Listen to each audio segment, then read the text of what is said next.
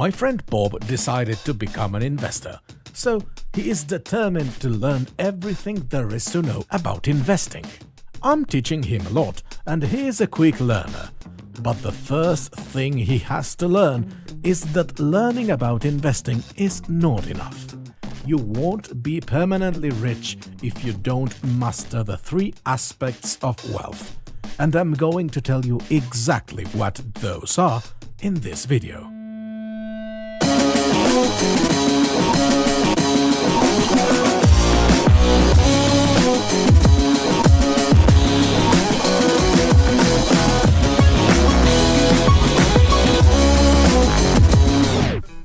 Welcome to Not Financial Advice. My name is Tobias. I'm an attorney and international finance expert.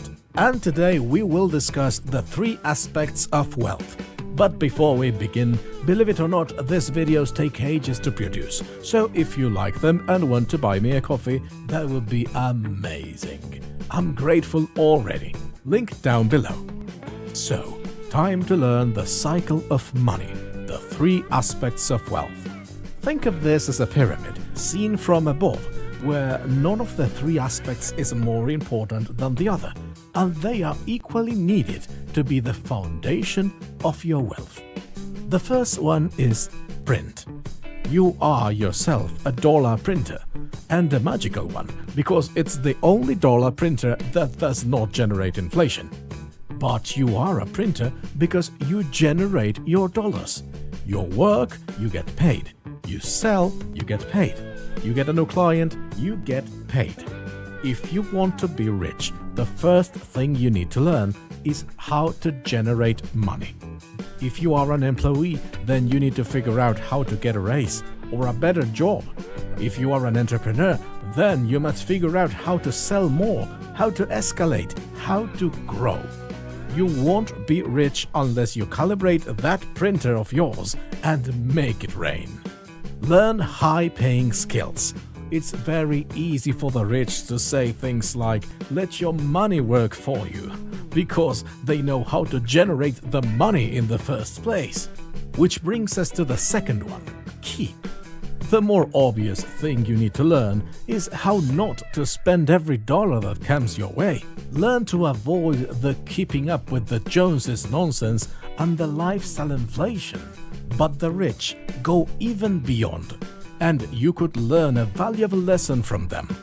Tax planning is one of the things that allows the rich to keep more of the money that they generate. And if you have a location-independent job or business, this could mean that leaving your country and go live in another place where you can get taxed less will make you keep more of your money. You may need to consult with a tax professional in your country, but if you are willing to commit to the keeping aspect of wealth, shopping for low-tax countries or territorial tax countries is certainly worth considering. One of the biggest names in YouTube finance is big on saving, and he doesn't buy overpriced $5 coffee from Starbucks. However, he happily pays $50,000 a month in rent to the government. He may own the property that he lives in, but that's what taxes are. He's just paying the price that your state and/or your country charges you to let you live there. With a little tax planning, if he decided to move to, say, Costa Rica, he would be able to keep $50,000 a month. How many coffees can you buy with that kind of money? And finally, the third aspect of wealth, multiplying. You are earning a lot. You are keeping a lot. Well, now it's time to multiply your money. This is the part where investing is crucial, because investing is the way your money multiplies.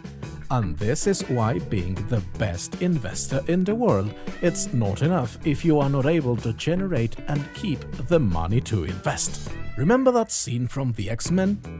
There's a guy and he says to Magneto, "I can only manipulate fire, but I can't create it." And then Magneto says, "You are a god among insects, blah blah." But this applies here. You may be an amazing investor, but if you cannot generate the money, well, that's not good enough. There is this other fella on YouTube. You may know him. He has an amazing business and he generates 8 or 9 figures per year. He's probably the best at what he does. He is also huge on tax planning and minimalism, so he gets to keep a lot of what he earns. And how about his investments? OMG, his investments are a disaster. He shows his investments to the world with a lot of pride, and I get speechless every time. He is just terrible at investing. He buys overpriced, volatile, ultra-high-risk, illiquid junk. And he doesn't realize it, and he don't even care that much, because his monthly revenue is so high that the money keeps coming in. Until someday it won't. And good luck trying to live off those terrible investments. So, printing, keeping, multiplying.